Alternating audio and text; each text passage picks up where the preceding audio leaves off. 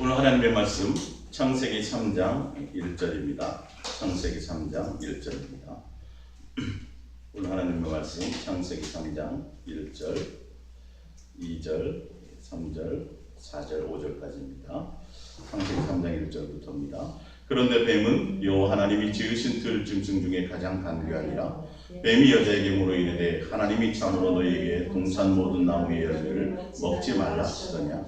여자가 뱀에게 말하되 동산나무 열매를 우리가 먹을 수 있으나 동산 중앙에 있는 나무의 열매는 하나님의 말씀에 너희는 먹지도 말고 만지지도 말라 너희가 죽을까 하노라 하셨느니라. 뱀이 여자에게 이르되 너희가 결코 죽지 아니하리라. 너희가 그것을 먹는 날에는 너희 눈이 밝아져 하나님과 같이 되어 선악을 알 줄 하나님이 아심이니라. 6절 여자가 그 나무를 본즉 먹음직도 하고 보암직도 하고 지혜롭게 할 만큼 탐스럽게도 한 나무인지라. 여자가 그 열매를 따먹고 자기와 함께 있는 남편에게도 주매 그도 먹은지라. 아멘. 할렐루야. 오늘 예수 동행과 첫 아담의 후손들에 대한 경고 두 번째 시간입니다. 오늘도 여러분들이 이 말씀을 잘 들으셔서 진짜 하나님의 의도와 마음과 생각을 알고 우리가 더 우리의 삶들이 생활들이 변화되시기를 축복드립니다. 할렐루야. 우리가 신앙생활을 하면 기본적으로 모든 종교들이 다 그래요. 모든 종교들이 착하게 살아라, 선하게 살아라, 그리고 원수를 갚지 말라, 용서하라, 뭐 이런 얘기들이 다 있어요. 모든 종교에 다 있어요. 특히 기독교는 이제 사랑을 얘기하지 않습니까? 사랑이라는 것을 얘기하는데 우리가 삶 속에서 가장 갈등하고 고민하는 게 뭐냐 하면 내가 예수님을 오랫동안 믿었어도 잘 안 되는 것들이 있어요. 용서가 잘 안 되고 내가 직장이나 사회생활 속에 있다 보면 내가 그런 것들이 성경대로라면 내가 하나님의 자녀라면 천국 가는 천국 백성이라면 적어도 내가 이제 모든 인격들이 변화해야 될 텐데 이게 안 변하는 것들, 이것 때문에 많은 사람들이 고민할 거예요. 내가 20년, 30년 믿어도 누가 나에게 뭔가 좀 억울한 소리만 해도 내가 분이 막 나고 혈기가 나고 잘 다스려지지 않는 이런 것들. 그러면서 고민하고 갈등해요. 그리고 나름대로 그걸 자기 성격이나 성품을 좀 다스리는 사람들은 그나마 착하고 선하다는 말을 주변의 사람들에게 들어요. 그리고 저 사람은 법 없이도 살아. 저 사람 인품이 참 좋아. 이런 얘기들을 하는데 그거는 우리 이제 성경을 통해서 오늘 제가 또 선악과의 이 부분을 제가 읽어드렸지만 지난 지난 시간에 그 예수 동행과 첫 아담의 후손들에 대한 경고 첫 번째가 뭐였냐면 판단하거나 비판하거나 하지 말라라는 것이었어요. 오늘 선악을 아는 일이 하나같이 되었다라는 건 우리가 하나님의 성품에 하나님의 그 권능에 하나님의 신에 그 왕권에 도전했다라는 것과 같거든요. 오늘 그 3장 5절에 보니까 뱀이 뭐라고 유혹했냐면 너희가 그것을 먹는 날에는 너희 눈이 밝아져 하나님과 같이 되어 선악을 알 줄은 하나님이 아십니다. 근데 하나님은 선악을 아는 일에 하나님처럼 되라고 했어요? 안 했어요?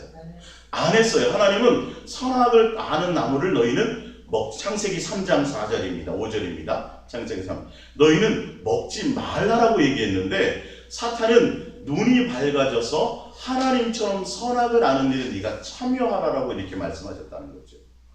그러니까 우리가 이 성경을 통해서 하나님의 의도를 알아야 우리의 정말 왜 하나님이 선악을 하는 일에 참여하지 말라 그랬고 왜 하나님은 비판하거나 판단하거나 정죄하지 말라 그랬고 왜 하나님은 용서하고 사랑하라고 그랬는지에 대해서 그 마음과 의도를 알아야 우리 삶이 바뀌기 시작하는 겁니다. 그냥 종교적으로 착하고 선하게 사는 게 맞아. 교회 다니는 사람이 천국 갈 사람들이 예수님을 믿는 사람들은 당연히 누가 봐도 교회 안 다니는 사람보다는 좀 착하고 선하게 살아야 돼 라는 세상적인 종교적인 기준으로서 우리가 착하고 선하다면 하나님 앞에 인정받을 수 없습니다. 오늘 왜 하나님이 그 말씀을 하셨고 무엇을 원하는지에 대해서 여러분들이 깊이 그 하나님의 마음과 의도를 여러분들이 느끼셔야 내가 당연히 마땅히 그렇게 살아야 되는 것이 맞구나를 깨닫게 되시고 삶의 변화를 줄 수 있는 놀라운 역사가 내 속에서 일어나는 줄 믿으시기 바랍니다. 할렐루야. 하나님은 사랑이시죠. 믿으십니까? 하나님의 인격과 성품이 사랑이 있어요. 하나님의 사랑의 본체시란 말이에요. 사실은요. 그래서 그분에게서 나오는 모든 것들은 사랑에서 나오는 거예요. 그런데 그 사랑이신 하나님이 우리를 하나님의 자녀로 택하셨습니다. 할렐루야. 그건 누구의 권한이에요? 하나님의 권한이에요. 내가 토기 장이고 너희가 흙인데 내가 너희를 무얼로 만들든지 거기에 대해서 반발할 것이 있더냐? 없다고 돼 있어요.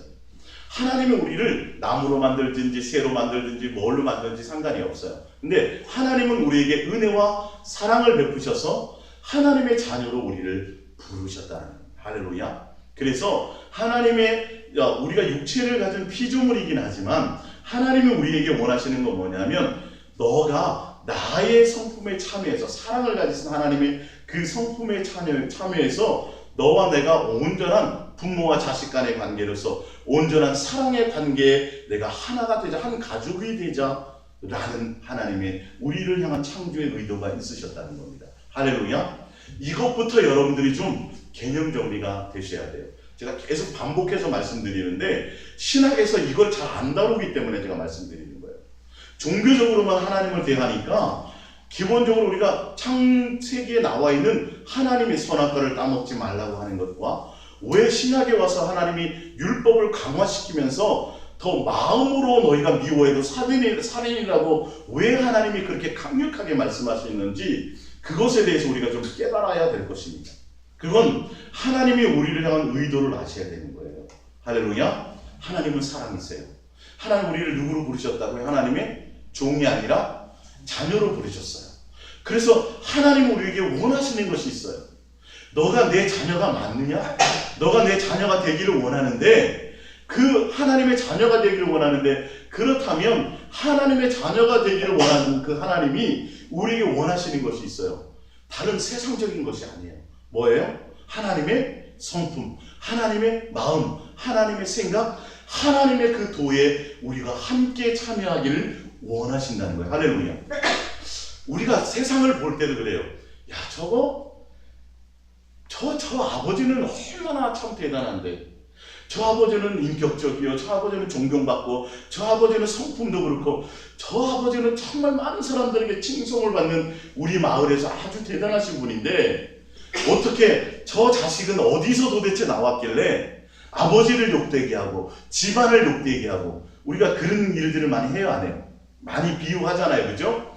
아니, 저 아버지와 저 집안, 저 가문을 볼 때에는 일찍부터 아버지는 벼슬도 했고, 그리고 저 가문에는 보니까 많은 뛰어난 사람들이 나왔는데 도대체 저 자식은 맨날 남에게 해코지나 하고, 남에게 나쁜 짓만 하고, 또 남에게 맨날 욕만 먹고 공부도 안 하고, 이런 얘기를 가지고 부모와 가문을 비교해서 그런 자식을 평가할 때가 있습니까? 없습니까?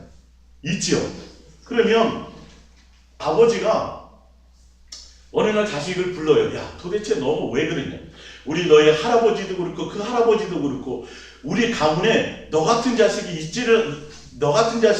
있은 적이 없다. 도대체 너 언제 처리될래? 라고 아버지가 아마 훈계하실 것입니다. 그와 마찬가지예요. 하나님이 우리를 하나님의 자녀로 부르시고 나서 하나님께서 우리에게 원하시는 것은 다른 것이 아니라 하나님의 성품에, 하나님의 자녀답게 잘 하나님의 도에 맞게 누가 보더라도 쟤는 하나님의 아들이 맞아 라고 하나님의 성품에, 하나님의 가문의 자녀, 그 가족에 맞게 잘 양육되기를 하나님이 원하셨던 것입니다. 할렐루야. 이 의도를 먼저 아셔야 돼요. 그래서 우리가 하나님의 성품에, 신의 성품에 온전해지기 전에 먼저 선악을 아는 일에 우리가 그것을 참여하게 돼버리면 어떻게 되냐 하면 어떻게 돼요? 사단처럼 사탄이 되어서 하나님의 권한에 도전하는 자가 되어서 남을 참소하고 누구의 성품과 정반대가 돼요? 아버지 대신 하나님의 성품과 정반대되는 길을 갈 수밖에 없어진다는 거죠. 그러니까 하나님이 첫째로 선악을 아는 일에 선악과를 따먹지 말라고 하신 것은 너희가 그것을 먹으면 나의 하나님의 자녀로서의 온전하신 성품에 참여할 수가 없어진다는 것 때문에 하나님이 첫 번째, 그래서 그걸 경고하셨잖아요. 그래서 뭐라고 말씀하세요? 신약에 오셔서 주님이 아들 예수 그리스도께서 오셔서 하나님 아버지의 뜻대로 뭐라고 선포하시냐면 너희는 결코 뭐하지 말라. 남을 판단하거나 비판하거나 정죄하지 말라. 내 속에 있는 뭘 먼저 보아라? 들보를 먼저 보아라고 하지 말아라는 것은 명령입니다. 그러니까 우리가 하나님의 자녀로서 그 천국 백성이 되고 하나님 아버지가 하나님께서 나를 사람으로 창조하신 의도와 목적을 조금이라도 깨닫는다면 우리는 하나님께서 어쩔 수 없이 지금은 선악을 하는 일에 참여하게 되었죠. 선악과를 따먹어서 하나님 의도와 상관없이 분별하는, 판단하는 일에 우리가 참여하게 되었어요. 그렇기 때문에 하나님 우리에게 경고하시는 거예요. 이제 너희 뭐 하지 말라고요? 비판하거나 판단하지 말라는 거예요. 그건 누구의 성품이 아니에요. 하나님의 온전한 성품 가운데 들어가는 게 아니에요. 왜? 우리가 지금 온전하지 못하거든요. 우리가 완벽한가요? 완벽하지 못하기 때문에 온전해지지 않은 상태에서 우리가 선악을 하는 일에 하나님의 계명을 어겨서 불순종하는 자녀가 되었기 때문에 너희가 명심할 것이 있다. 무엇이냐 하면 뭐라고요? 절대 판단하거나 비판하거나 평가하거나 남의 것들을 정죄하지 말라라고 하나님이 엄하게 말씀하시는 거예요. 왜 그러냐면 그렇게 되면 하나님의 자녀로서의 되돌아올 수 있는 기회를 어떻게 돼요? 잃어버리기 때문에. 그래서 경고하신 거예요. 하지 말라라고 명령하신 거예요. 강력하게 말씀하고 계세요. 그러면 남을 판단하거나 비판하거나 정죄하고 남을 참소하게 되면 사탄의 그 종에 따르는 것이 되어서 결론은 어디에 가지 못해요? 영생하지 못해요. 부활하지 못해요. 천국 백성이 되어 못해요. 못되게 된다는 것이에요. 너는 다시 내 자녀로서 돌아올 수 있는 기회를 상실하게 되니까 예수님 오셔서 산상수훈 가운데 강력하게 경고하고 말씀하시는 거예요. 여러분, 그냥 종교적으로 도덕적으로 남을 판단하지 말아야 되는 그것이 아니라 누구의 그 뜻 때문에 하나님 아버지의 창조의 목적과 우리를 향하신 하나님의 뜻과 의도 때문에라도 우리는 어떻게 해야 돼요? 남을 판단하거나 정죄하거나 그런 것에 있어서는 안 돼요. 내 안에 온전한 예수의 성품이 되기 전까지는. 그래야 예수님의 성품이 된다면 남의 잘못을 봐도 우리는 그것을 판단해야 안 해요. 안 해요. 성령님도 그런 걸 하세요? 안 하세요? 성령님도 그런 걸 하시지 않아요.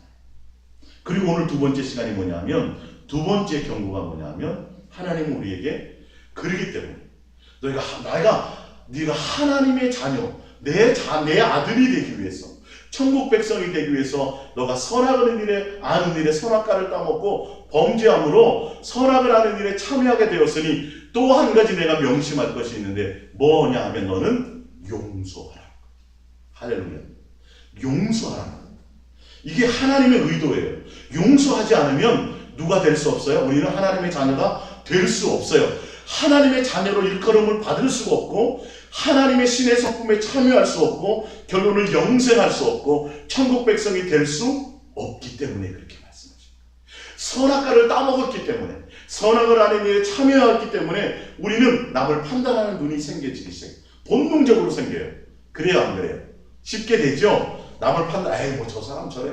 나와 조금만 사는 방식이 틀려도 우리는 함부로 판단하고 정죄해. 근데 우리가 그 사람의 입장에 되면 우리는 그 사람보다 더 할 수 있는 일들이 있다는 것이죠.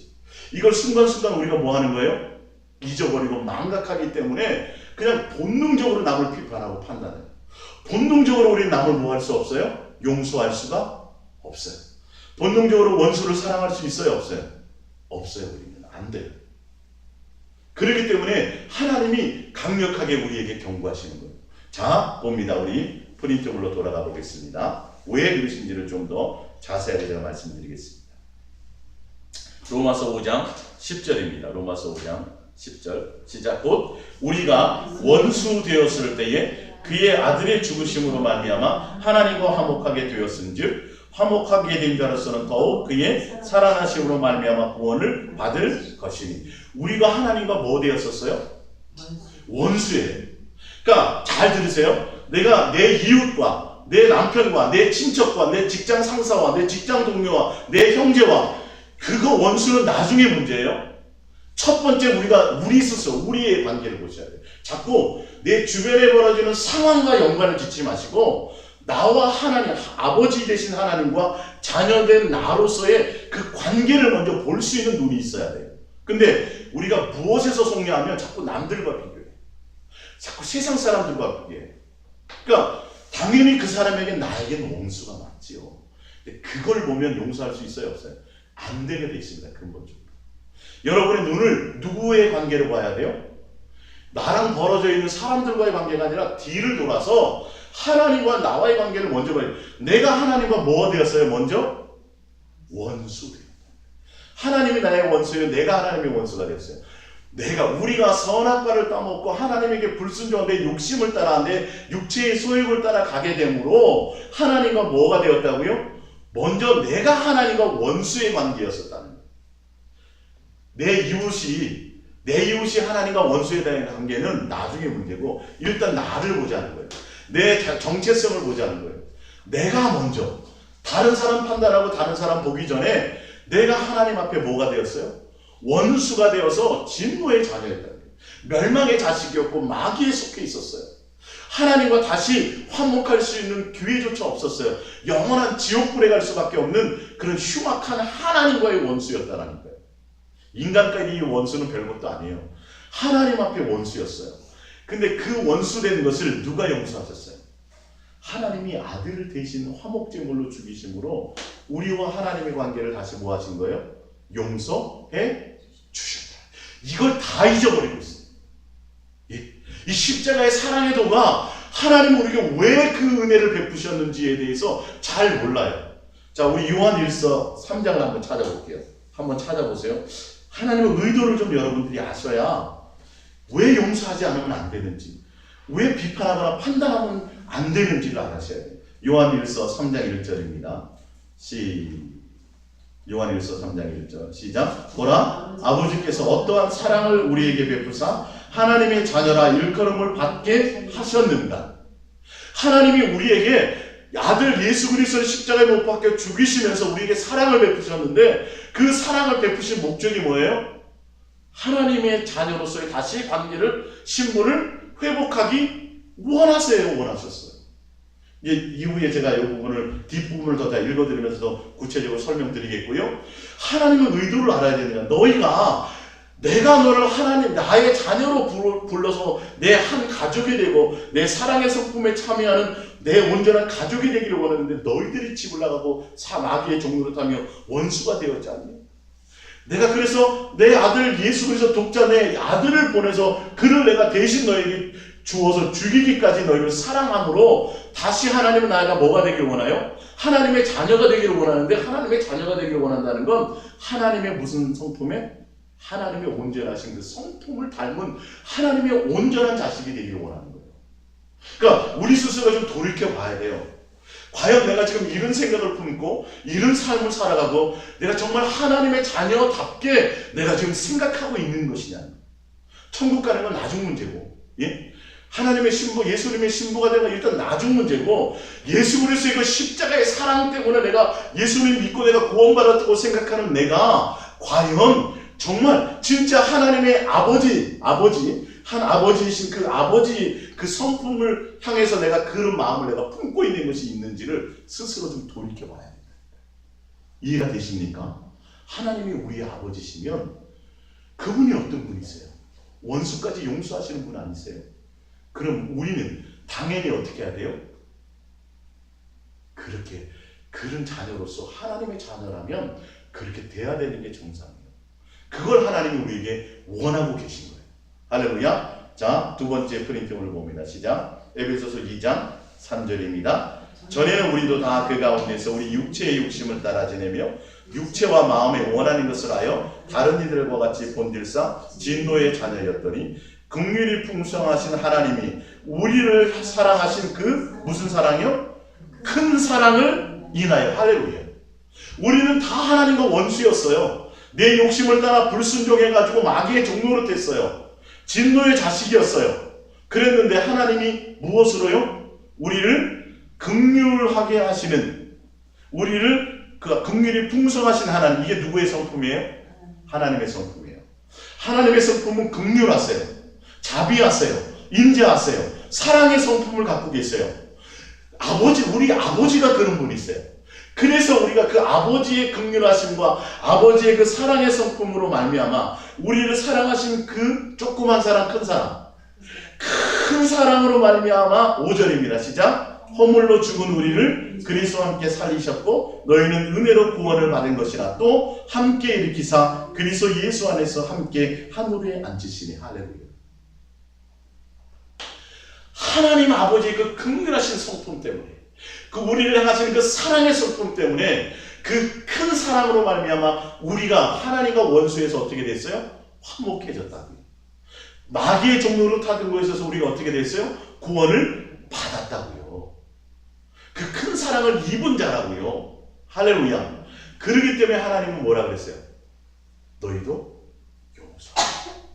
용서하라. 내가 너희 아버지잖아.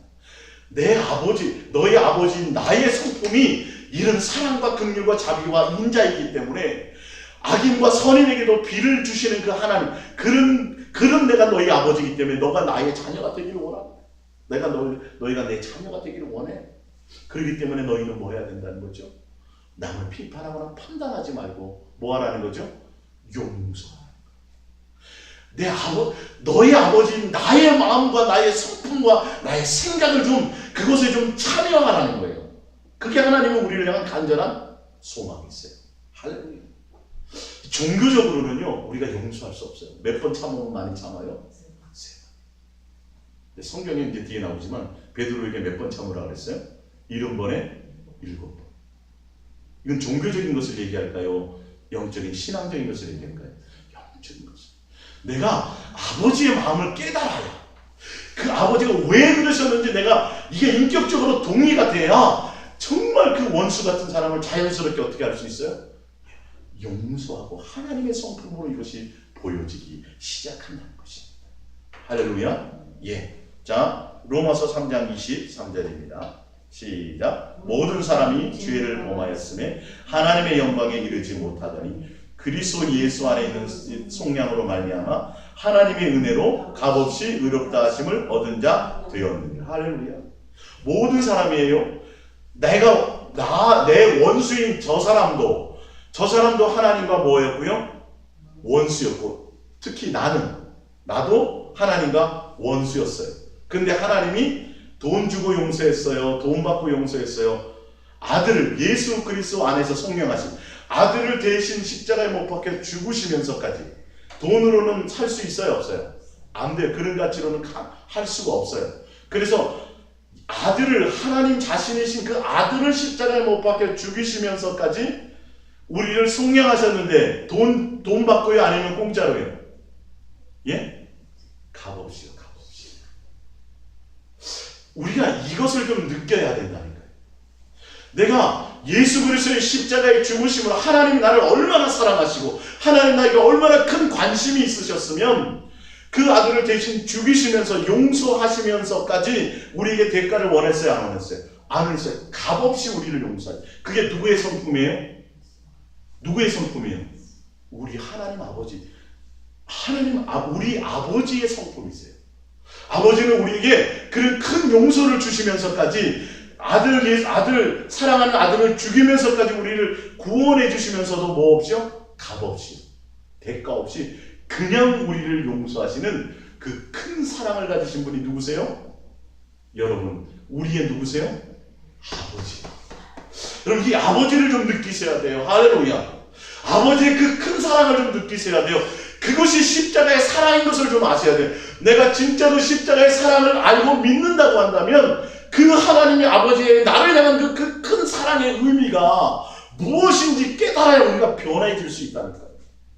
나는 십자가의 사랑으로 용서함 받았는데 왜 남들은 용서가 안 돼요? 그건 왜 그래요? 내가 아직 그 사랑의 가치를 아직도 잘 모르고, 이걸 명심하셔야 돼요. 변하지 않으면 안 되게 돼 있어요. 그 하나님이 이 아들 예수 그리스도의 십자가에 못 박혀 죽이면서까지 우리에게 왜 그러셨는지, 무엇을 원하시는지 그것을 우리가 알아야 내가 그 십자가의 사랑 받았습니다, 내가 구원 받았습니다 하면서 뭐 하게 돼요? 그 의도를 깨닫고 내가 이제는 누구의 성품이에요? 하나님의 성품, 예수님의 성품에 이르는 자로 이제는 변화받기 시작할 거라는 것이지. 할렐루야. 마태복음 18장 21절입니다. 시작. 그때 베드로가 나와 이르되 주여 형제가 내게 죄를 범하면 몇 번이나 용서하여 주리이까? 7번까지 하리이까? 예수께서 이르시되 내게 이르노니 7번뿐만 아니라 7번을 70번까지라도 할지니라. 23절. 그러므로 천국은 그 종들과 결산하려 하던 어떤 임금과 같으니 24절. 결산할 때에 10,000달란트 빚진 자 하나를 데려오매 갚을 것이 없는지라 주인이 명하여 그 몸과 아내와 자식들과 모든 소유를 다 팔아 갚게 하라 하니 그 종이 엎드려 절하며 이르되 내게 참으소서 다 갚으리이다 하거늘 그 종의 주인이 불쌍히 여겨 놓아 보내매 그 빚을 탕감하여 주었더니 그 종이 나가서 자기에게 100데나리온 빚진 동료 한 사람을 만나 붙들어 목을 잡고 이르되 빚을 갚으되 하매 29절. 그 동료가 엎드려 간구해 이르되 나에게 참아 주소서 갚으리이다 하되 허락하지 아니하고 이에 가서 그가 빚을 갚도록 옥에 가두거늘 그 동료들이 그것을 보고 몹시 딱하게 여겨 주인에게 가서 그 일을 다 알리니 이에 주인을 그를 불러다가 말하되 악한 종아 내가 빌기에 내가 내 빚을 전부 탕감하여 주었거늘 33절. 내가 너를 불쌍히 여김과 같이 너도 내 동료를 불쌍히 여김이 마땅하지 아니하냐. 여기까지. 자, 베드로가 와서 몇 번이나 형제들을 용서할까요? 그랬더니 70번에 7번씩 하라. 그러면서 바로 뭐라고 말씀하시냐면 23절에 그러기 때문에. 자, 왜 70번에 7번씩 490번 헤아릴 수 없이 많이 무조건 용서하라고 하셨는지, 왜 그러는지 그러므로라고 지금 뒤에 비유로 말씀하고 계세요. 왜 그렇다고 말씀하세요? 그러므로 왜 내가 너희가 용서해야 되는지 아느냐? 뭐 한다는 거예요? 하나님 앞에 심판대에 선다는 말이에요. 이게 무서운 말이에요. 하나님 아버지가 우리를 탕감해 주셔서 안 해줬어요? 탕감해 줬죠? 왜 탕감해 주신 거예요? 너와 내가 다시 너가 자식과 부모로서의 온전한 한 사랑의 관계를 맺자. 한 가족이 되자. 너가 이제 아버지를 닮아가는 온전한 신의 성품에 참여하는 거룩해져야 되고, 사랑의 성품이 되어야 되고, 하나님과 한 영이 이루는 그런 자녀가 되도록 하나님께서 우리에게 뭐 하신 거예요? 기회를 베풀어 주신 그 의도가 있어요. 근데 그걸 우리가 깨달았다면 당연히 이제는 누구의 성품에 참여하는 자가 돼요? 신의 성품에 참여하는 자가 돼야 돼요. 그러면 우리가 하나님 앞에 지은 죄가 더 크겠어요? 사람끼리 지은 죄가 더 크겠어요? 하나님 앞에는 상상이 안 되는 거잖아요. 돈으로도 환산이 안 되는 거예요, 사실은. 나에게 우리 인간끼리는 사실은 별거 아닌 거예요. 우리가 누구의 은혜를 입었는데, 우리 아버지의 큰 사랑과 은혜를 입어서 이제는 하나님이 우리를 살려주신 이유가 그냥 당연히 지옥 가지만 그 차원이 아니라 이제 내 뜻을 알고 내 마음을 알고 내 성품에 참여한 온전한 가족이 되자는 의미였다면, 그걸 깨달았다고 한다면 하나님이 우리를 뭐하게 여겼어요? 불쌍히 여겼어. 그렇게 했다면 당연히 우리가 우리 이웃에 대해서는 그렇게 하는 것이 마땅해요? 안 마땅해요? 이게 당연한 일이라는 거예요. 할렐루야. 원수를 용서하고 남을 판단하지 않고 비판하지 않고 정죄하지 않고 용서하는 것은 하나님의 자녀라면 당연히 뭐 하는 거예요? 어렵게 특별히 해야 돼요? 마땅히 해야 돼요? 마땅히 해야 된다고 지금 성경에 나와 있잖아요. 33절. 내가 너를 불쌍히 여긴 것 같이 너도 내 동료를 불쌍히 여김이 대단한 거예요? 아닌 거예요. 대단한 게 아니에요. 기본이라는 거예요. 마땅하지 아니하냐 하고 34절을 봅니다. 주인이 노하여 그 빚을 다 갚도록 그들을 옥들에게 넘기라니. 35절. 너희가 각각 마음으로부터 형제를 용서하지 아니하면 나의 하늘 아버지께서도 너희에게 이와 같이 결론은 뭐 하는 거예요? 하나님 아버지와 자녀의 관계를 뭐 하신다? 끊어버리신다는 거예요. 이게 언제 일어나는 일이에요? 심판 때.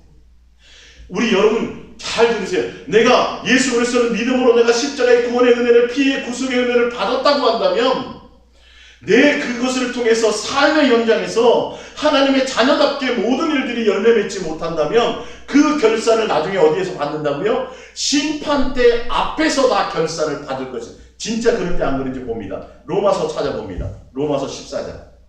여러분 오늘 말씀 정말 평상시에 듣던 그런 말씀 같지만 아니요.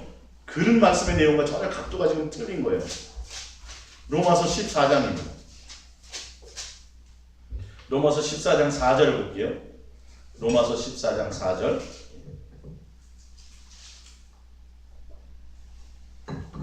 로마서 14장 4절 봅니다.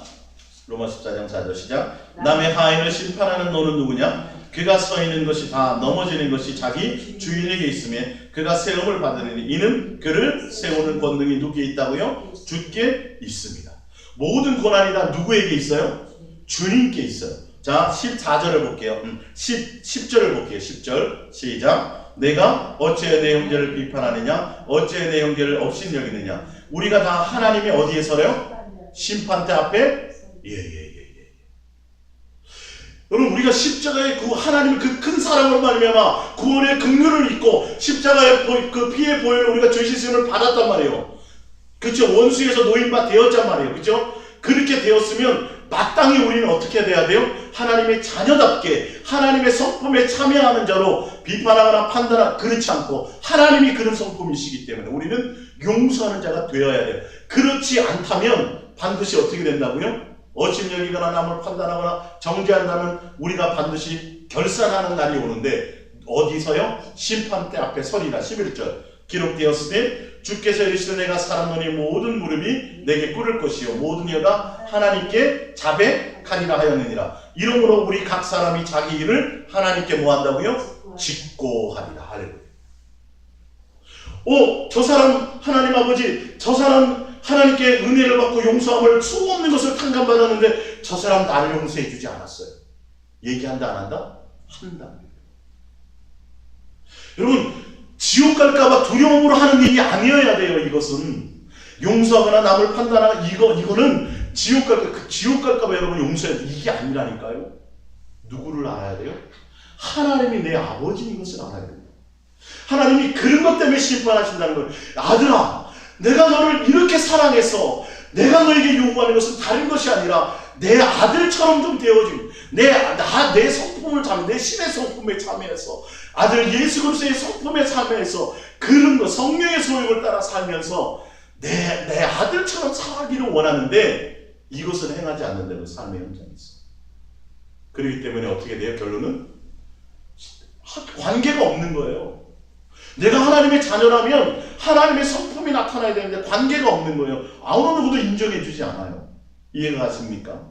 우리 마태복음 6장 12절입니다. 마태복음 6장 12절 시작. 우리가 우리에게 죄 지은 자를 사하여 준 것 같이 우리 죄를 사하여 주시. 이거 어디에 나오는 거예요? 주기도. 주님께서 가르치는 기도 가운데 어떨 때 우리를 사야 되려는 거예요?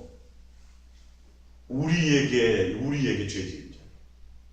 우리에게 죄 지은 자를 나를 용서한 것처럼 내가 이것이 될 때 내 주님이 나를 향한 용서가 해당이 된다는 것을 아셔야죠. 하나님이 나를 향한 그 용서와 그 의미가 무엇인지 알아야죠. 얘야, 네가 나를 떠나서 불순종해서 죽었던 너를 내가 그 큰 사랑으로 다시 살렸는데 왜 살렸냐면 하나님이 뭐가 되도록 온전한 자녀가 되도록요. 하나님과 온전한 가족이 되도록 하나님의 성품에 참여하는 되도록 사랑하는 성품이 되도록 사랑에 참여하는 자가 되도록 원했는데 그것은 안 해내요. 그것을 하지 않아요. 그런 관계가 있다 없다? 없다. 할렐루야. 자, 마태복음 5장 43절을 읽으시면 좀 이해가 더 쉬우실 거예요. 마태복음 5장 43절 시작. 또 내 이웃을 사랑하고 내 원수를 미워하라 했다는 것을 너희가 들었으나 44절 예수님이 하시는 말씀입니다. 나는 너희에게 이르노니 너희 원수를 사랑하며 너희를 박해하는 자를 위하여 기도하라. 45절 이같이 한즉 하늘에 계신 너희 아버지의 아들이 되리니. 할렐루야. 이렇게 해야 하나님의 아버지의 아들이 된대요. 왜? 하나님의 성품이 그렇고 그분이 우리를 용서하신 그 용서의 이유와 목적이 이거라니까요. 이해가 가십니까? 이것이 우리 삶 속에서 있어줘야 된다는 거예요. 종교적으로가 아니라 내 안에 하나님의 마음과 의도와 내가 하나님 아버지가 나를 사랑하신 그 사랑이 내 속에 싹트므로 내 속에 자리 잡음으로 당연히 그것이 흘러나가는 것이 마땅하다는 것이죠. 자, 아들이니 하나님이 그 해를 악인과 선인에게 비추시며 비를 의로운 자와 불의한 자에게 내려주심이라. 너희가 너희를 사랑하는 자를 사랑하면 무슨 상이 있으리요? 세일에도 이같이 아니하느냐? 또 너희가 너희 형제에게만 물어나면 남보다 더하는 것이 무엇이냐? 이방인들도 이같이 아니하느냐? 그러므로 하늘에 계신 너희 아버지의 온전하신 것 같이 너희도 뭐하라? 온전하라. 예, 여러분의 하나님이 여러분의 아버지시라면 아버지 뭐 주세요 하기 이전에 우리가 뭐부터 해야 돼요? 십자가의 용서함을 받았다는 그 피로 말미암아 우리가 죄 씻음 받았다는 것을 내가 진짜 믿는다면 우리는 뭐부터 해야 돼요? 그분의 온전하신 가운데 들어가야 돼요. 그 용서함을 우리가 깨달아야 돼요. 할렐루야. 로마서 12장 14절을 봅니다. 로마서 12장 14절. 너희를 박해하는 자를 축복하라. 축복하고 저주하지 말라. 즐거워하는 자들과 함께 즐거워하고 우는 자들과 함께 울라. 서로 마음을 같이하여 높은 데 마음을 두지 말고 도리어 낮은 데 처하며 스스로 지혜 있는 채 하지 말라. 17절. 아무에게도 악을 악으로 갚지 말고 모든 사람 앞에서 선한 일을 도모하라. 할 수 있거든 너희로서는 모든 사람과 더불어 뭐하라? 화목하라. 19절. 내 사랑하는 자들아 너희가 친히 원수를 갚지 말라. 하나님의 진노하심에 맡기라. 기록되었으되 원수 갚는 것이 내게 있으니 내가 갚으리라. 주께서 말씀하시니라. 내 원수가 줄이거든 먹이고 목마르거든 마시게 하라. 그리함으로 내가 숯불을 그 머리에 쌓아 놓으리라. 21절. 악에게 지지 말고 선으로 악을 이기라. 이게 하나님의 왜 그러시는지, 선악을 참여한 우리들에게 왜 비판하거나 판단하지 말라 그러시는지, 왜 원수를 갚지 말라 그러시는지, 왜 미워하지 말라 그러시는지. 할렐루야. 이게 하나님이 우리를 향한 긍휼과 사랑이라는 거예요. 하나님 우리에게 종교적인 것이 아니라니까요. 남을 판단하고 남을 정죄하고 이거 다 누구예요? 사단이 하는 거예요. 사단이 하는 거예요. 하나님의 자녀로서 할 일이 아니에요. 할 수만 있거든 모든 사람과 뭐하라? 너가 화목하라는 거예요. 할렐루야. 이게 성경의 말씀이에요. 원수 갚는 건 선악을 판단하는 우리의 권한이에요? 하나님의 권한이에요? 예. 만약에 우리가 원수를 갚으려고 한다면 누구를 무시하는 거예요? 하나님께 도전하는 거예요. 선악을 참여한 선악과를 먹는 것도 하나님께 도전하는 거예요. 내 욕심을 따라. 누구의 권한이에요? 하나님. 그래서 하나님이 강력하게 우리에게 경고하시는 거예요. 너가 내 자녀가 아니더냐. 그러면 아버지 된 하나님을 무시하지 말고 하나님의 성품에 참여하라는 거예요. 누구 때문이 아니에요. 할렐루야. 요한일서 3장 14절입니다. 요한일서 3장 14절. 우리는 형제를 사랑함으로 사망에서 옮겨 생명으로 들어간 줄을 알거니와 사랑하지 아니하는 자는 사망에 머물러 있느니라. 그 형제를 미워하는 자마다 살인하는 자니 살인하는 자마다 영생이 그 속에 거하지 아니하는 것을 너희가 아는 바라. 그가 우리를 위하여 목숨을 버렸으니 우리가 이로써 사랑을 알고 우리도 형제들을 위하여 목숨을 버리는 것이 맞다. 할렐루야. 예수 그리스도의 그 십자가의 사랑이 무엇인지 깨닫는다면 형제와 이웃과 모든 것을 사랑하고 용서하는 것은 어려운 거다, 마땅한 거다. 어려운 거다, 마땅한 거다. 마땅한 거다. 마땅한 거다. 당연한 일을 하지 않으면 하나님과 상관이 없는 자가 된다는 거예요. 십자가의 도를 우리는 뭐예요? 십자가의 도의 원수로 우리를 행하는 자가 된다니까요. 그것은 믿는 것이 아니라니까요. 할렐루야. 다시 가둬버리잖아요. 주님이, 왕이 용서하지 않으니까 너희가 각각 마음에 내 형제를 진심으로 용서하지 않으면 하나님도 우리를 용서하지 않으셔. 너와 나와 상관이 없는 자라는 거예요. 내 성품은 이런 사랑의 성품인데, 긍휼과 자비의 성품인데, 내가 십자가의 사랑으로 용서함 받고 내 자녀가 되었다고 하면서 하나님의 성품에 참여하지 못한다면 관계가 있다 없다? 없다. 이건 종교적으로 될 일이 아니에요. 믿으면 구원이라고요? 그 차원의 믿음이 아니에요. 내 속에서 그것이 일어나줘야 된다는 거예요. 할렐루야. 요한일서 4장 9절입니다. 요한일서 4장 9절 합독해 봅니다. 하나님이 사랑이 우리에게 이렇게 나타난 바 되었으니 하나님이 자기의 독생자를 세상에 보내심은 그로 말미암아 우리를 살리려 하심이라. 우리를 살리시는 이유가 뭐예요? 하나님의 사랑이 우리에게 나타난 거예요. 할렐루야. 아버지의 사랑이 자녀된 우리에게 나타난 바 되었어요. 그로 말미암아 우리가 뭘 받은 거예요? 용서를 받고 우리가 뭐 하는 거예요? 구원을 받은 거란 말이에요. 그러면 그 사랑이 나타난 바에 우리가 용서받았다면 그 사랑이 우리 속에 나타나야 돼, 안 나타나요? 나타나야 당연한 것이 마땅한 것이라는 거예요. 10절입니다. 사랑은 여기 있으니 우리가 하나님을 사랑하는 것이 아니요 하나님 우리를 사랑하사 우리 죄를 속하기 위하여 화목제물로 그 아들을 보내셨습니다. 11절입니다. 사랑하는 자들아 하나님이 같이 우리를 사랑하셨은즉 우리도 서로 사랑하는 것이 뭐하도다? 계속 마땅하다라고 되어 있죠. 기본이라는 거예요. 이건 심판과 구원과 연결된 말이에요. 이 사랑은요. 이웃을 그것은 그냥 내 속에 예수 그리스도의 사랑, 하나님의 온전한 사랑으로 내 안에 싹 트지 않으면, 그래서 내가 예수님 사랑으로 달려가야 되는 거예요. 예수님 사랑한다고 달려가야 돼. 아직도 내가 남을 판단하고 비판하고 용서가 되지 않는다면 하나님의 사랑에 대해서 온전히 이루은 거예요? 아닌 거예요. 아직 안 이루어졌다는 걸 깨닫고 주님에 대한 사랑으로 더 달려가야 된다니까요. 사랑 고백으로 더 달려가서 온전해진 자로 가야 되는 거예요. 할렐루야. 아시겠습니까? 예. 16절입니다. 요한일서 4장 16절. 하나님 우리를 사랑하시는 사랑을 우리가 알고 믿었노니 하나님은 무엇이라? 사랑이시라. 사랑 안에 거하는 자는 하나님 안에 거하고 하나님도 그의 안에 거하시느니라. 17절. 이로써 사랑이 우리에게 온전히 이루어진 것은 우리로 심판날에 담대함을 가지게 하려 함이니 주께서 그러하신 것 같이 우리도 이 세상에서 그러한. 왜 하나님이 이렇게 하라는 거예요? 심판날에 하나님의 자녀답게 당당히 나가게 된다. 하나님의 사랑이 우리 안에 나타난 바 되어도 그 사랑으로 말미암아 구원을 벌어서 예수님이 우리 안에 임마누엘 하심으로 나는 죽고 내 안에서 예수 그리스도의 성품이 드러나고 예수의 모습이 드러남으로 심판대 앞에 당당히 나가는 누구의 자녀답게, 하나님의 자녀답게 나갈 수 있도록 하나님이 원하신다는 거예요. 이건 종교적으로 용서하고 종교적으로 사랑하는 모양을 갖추는 것이 아니라 내 안에 누구의 생명으로? 예수로 가득 채워져야 된다는 거예요.